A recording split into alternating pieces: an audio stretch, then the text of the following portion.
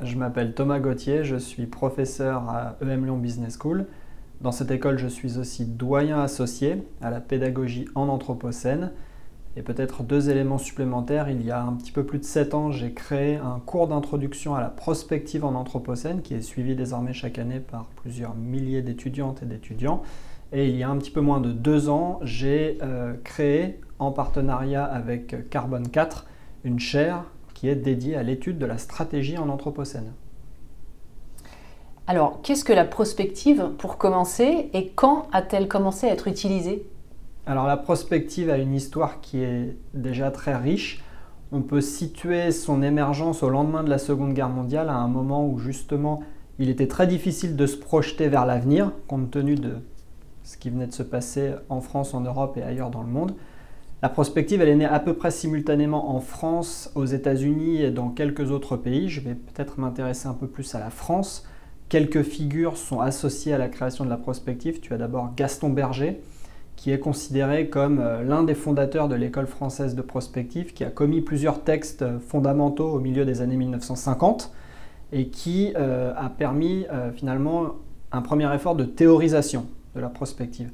En pratique ensuite, très rapidement, la prospective a été utilisée notamment par le gouvernement français dans le cadre plus précis du commissariat général au plan qui a été voulu par le général de Gaulle, qui a été dirigé à sa création par Jean Monnet et qui a permis pendant des années, voire des décennies, de structurer la construction de l'industrie française en matière aéronautique, en matière ferroviaire et en matière de nucléaire civil. La prospective, c'est un ensemble de méthodes, c'est un ensemble d'outils qui permettent d'explorer les futurs possibles de façon rigoureuse, de façon systématique et de se servir du résultat de cette exploration pour mieux agir au présent. C'est en fait une tentative de mieux comprendre et mieux agir au présent après avoir fait cet effort de projection vers les futurs.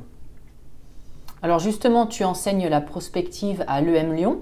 Depuis quand, plus précisément, ce cours existe-t-il et comment est-il structuré? Alors le cours a été pour la première fois proposé aux participants de l'Executive MBA au printemps 2018. C'était à l'époque le cours d'introduction, la toute première rencontre entre les participantes et les participants et l'école.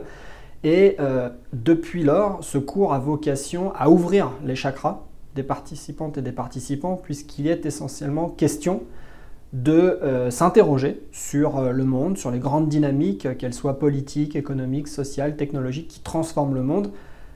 Prendre ce temps de recul finalement par rapport à l'actualité trépidante afin de se projeter et revenir de ce travail de projection pour ensuite engager un effort de stratégie, un effort peut-être plus opérationnel.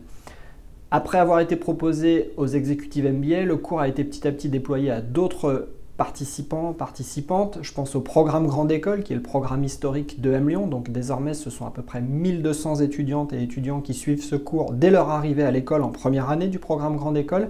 Et dans quelques mois maintenant, en septembre 2025, le cours va aussi être au programme obligatoire du bachelor, le bachelor étant le programme de l'école qui est suivi par des élèves immédiatement après leur bac.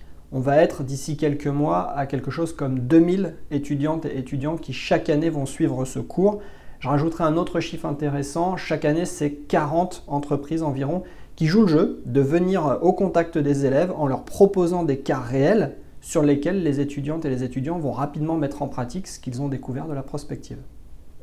Et alors justement, est-ce que les élèves sont sensibles à la prospective? Est-ce qu'ils savent ce que c'est, ce que ça implique? Alors déjà, je dirais qu'il y a quand même beaucoup d'élèves qui, à l'instar de Monsieur Jourdain, font de la prospective sans le savoir. Ensuite, s'agissant de sensibilité, s'agissant d'intérêt pour la discipline ou l'indiscipline, comme certains l'ont appelé, il est variable. Évidemment, il y a des étudiantes et des étudiants qui sont très curieux, qui ont envie de fournir cet effort intellectuel d'exploration de futur, qui ne sont pas nécessairement probables, mais qui sont instructifs. D'autres élèves vivent très bien avec un récit unique de futur officiel, le futur officiel étant à peu de choses près une sorte d'accélération et d'amplification du présent, là où par exemple dans le futur officiel, des solutions techniques vont résoudre tous les problèmes que nous rencontrons aujourd'hui. Ce futur officiel satisfait un petit nombre d'élèves, mais dans l'immense majorité des cas, les élèves sont demandeurs de cet effort intellectuel, de ce temps en fait, où il ne leur est pas demandé d'apporter des solutions à des problèmes, il leur est plutôt demandé de mettre le monde en question à partir de ce travail d'exploration des futurs. Donc pour des élèves qui viennent à l'école, qui sont pour l'immense majorité d'entre eux très curieuses, très curieux, la prospective, c'est une sorte de récréation intellectuelle, c'est un moment qui est intellectuellement festif. Quels sont les objectifs de ce cours? Alors il y en a 4. En fait, le cours il est structuré de manière assez rigoureuse comme un protocole en 4 étapes. D'abord, le premier objectif, c'est de comprendre la vision du monde qui est prétendument à l'œuvre dans l'entreprise sur laquelle les étudiants travaillent. La vision du monde étant cette représentation simplifiée du monde dans lequel l'entreprise opère et qui, sans qu'on s'en rende vraiment compte, structure ensuite les choix, les décisions, les arbitrages de l'équipe de direction de l'entreprise. Donc d'abord, un effort d'analyse, un effort de diagnostic de la vision du monde. Ensuite, on demande aux élèves de devenir enquêteurs. Ils ont été analystes, ils sont ensuite enquêteurs. Pendant l'enquête, ils vont, à travers de la recherche sur Internet, à travers des rencontres avec ce que l'on appelle dans le cours des personnes remarquables, découvrir des forces de changement, c'est-à-dire des transformations qui agissent aujourd'hui déjà dans l'environnement de l'entreprise, mais que l'entreprise n'a pas encore perçues. On appelle ça des angles morts. Ça, c'est le travail d'enquête. Le travail d'enquête, ensuite, nous amène à la 3e étape, où là, il y a un 3e objectif, c'est de sensibiliser les élèves au rôle de scénaristes. Donc, ils se servent des forces de changement qu'ils ont découvertes, et à partir de ces forces de changement, ils racontent des histoires de futurs possibles, toujours au pluriel, dans lesquelles ces forces de changement ont agi à tel point que le monde, demain, est sensiblement différent de celui auquel l'entreprise s'attend. Ça, c'est le rôle de scénariste. Et enfin, 4e et dernière étape, un objectif encore plus ambitieux, on demande aux élèves de devenir metteurs en scène, puisqu'on ne se contente pas d'écrire au sujet de futurs possibles, on les met en scène sous la forme de petites pièces de théâtre en partie d'improvisation dans lesquelles les représentants de l'entreprise avec laquelle les étudiants travaillent jouent leur propre rôle dans des scénettes, de sorte que ces représentants d'entreprise font l'expérience des futurs. Ils les ressentent dans leur esprit, dans leur corps, dans leur cœur, afin, ensemble, d'acquérir des souvenirs du futur qui vont nécessairement les marquer et les faire voir le présent autrement. Les futurs deviennent en fait des outils d'aide au discernement afin que les représentants de l'entreprise puissent agir autrement dans le présent. Voilà les objectifs en très résumé. Et enfin, en tant que titulaire de la chaire Stratégie en Anthropocène, quel est ton regard sur les futurs possibles, les différents futurs possibles? Et selon toi, les dirigeants d'entreprise s'y intéressent-ils suffisamment?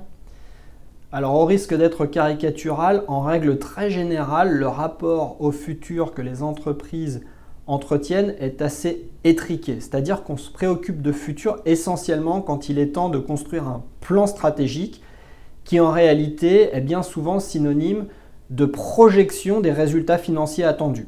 Le rapport au futur est un résultat très largement financier et on va chercher en fait à prévoir ce que peut être demain le chiffre d'affaires de l'entreprise.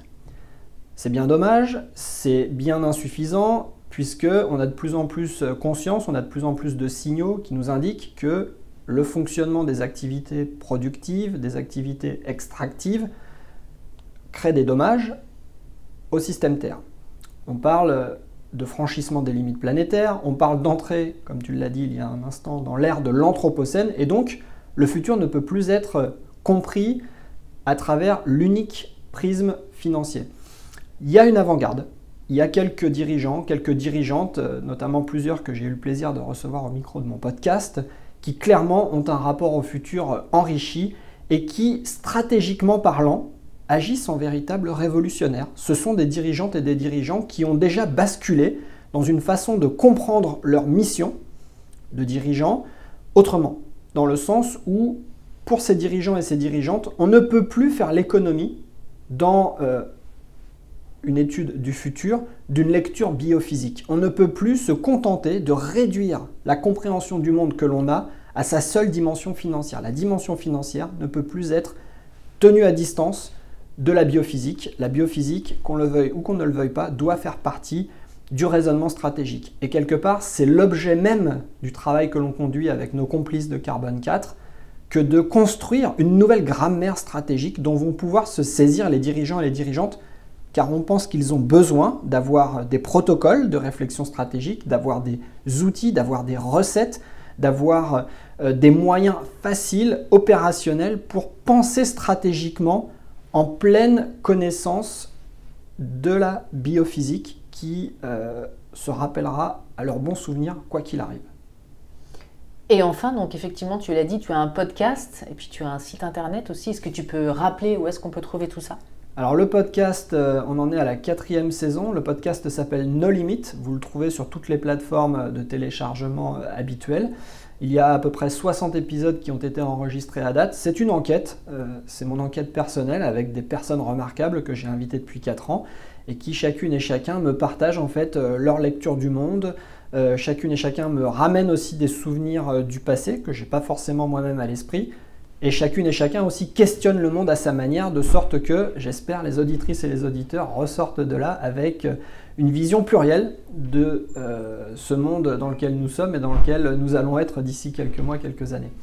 Le site auquel tu fais référence, c'est un site communautaire qui s'appelle l'Atelier des Futurs. C'est un site ouvert où en fait quelques dizaines d'auteurs et d'autrices commettent régulièrement des articles plutôt méthodologiques, utile pour celles et ceux qui veulent se mettre à la prospective. C'est un outil communautaire, facile d'accès, qui n'est pas, je dirais, érudit mal à propos, mais qui rend accessible la prospective à des consultantes, des consultants, des cadres d'entreprise, des enseignants-chercheurs ou des simples curieux qui ont envie de s'y mettre.